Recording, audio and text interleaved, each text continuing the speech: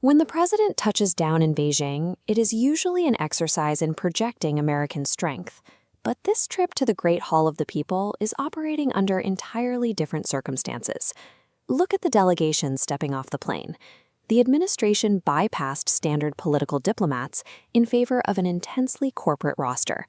Alongside the state officials are Elon Musk, Tim Cook, and NVIDIA's Jensen Huang.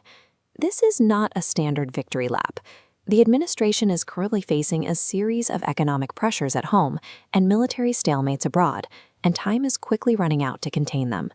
To solve these specific vulnerabilities, the United States has to do the exact opposite of its stated foreign policy.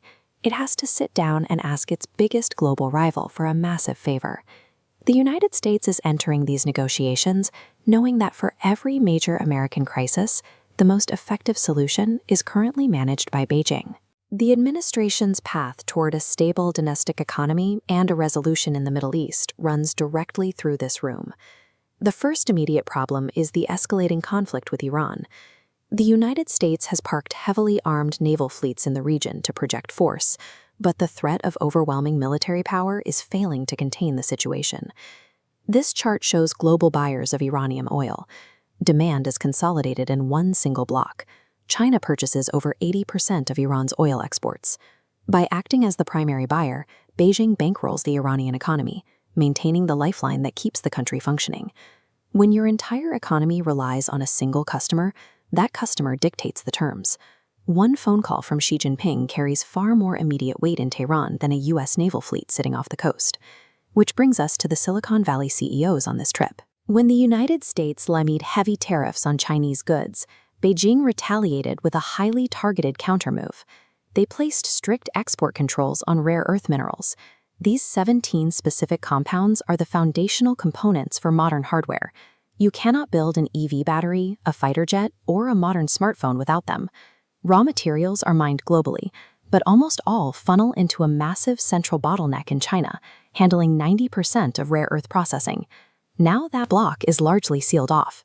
Apple and NVIDIA are struggling to source the refined materials required to build hardware. There is no quick domestic workaround. The United States simply lacks the specialized refining infrastructure and advanced processing technology needed to bypass Beijing's facilities in the short term. The world's most valuable technology companies are sitting on trillions of dollars in market cap, yet they are paralyzed without the physical minerals controlled by their biggest competitor. All of these international roadblocks lead directly back to a rapidly approaching deadline at home, the November midterm elections. The administration is dealing with a frustrated voting base and climbing prices for basic necessities. To satisfy institutional investors and corporate donors, the White House needs a massive economic win. Specifically, they need guaranteed market access to China's 1.4 billion consumers to keep tech and manufacturing valuations high. Simultaneously, to maintain political support across the American Midwest, the administration desperately needs a massive influx of foreign cash.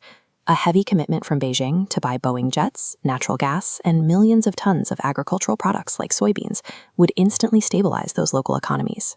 The administration requires a massive economic package that satisfies both Wall Street executives and heartland farmers at the exact same time. China is the only nation on Earth capable of providing both. When you map out these vulnerabilities, a stark picture emerges.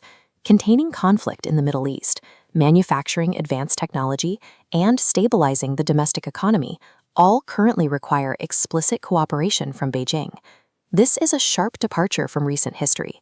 During the president's visit in 2017, the United States dictated the terms, and China operated largely as a junior partner, yielding to Western demands.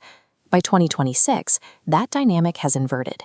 China has successfully forced the United States to the bargaining table as an equal, and when it comes to critical supply chains, the U.S. is sitting down as a clear subordinate. This inversion did not happen through direct military confrontation.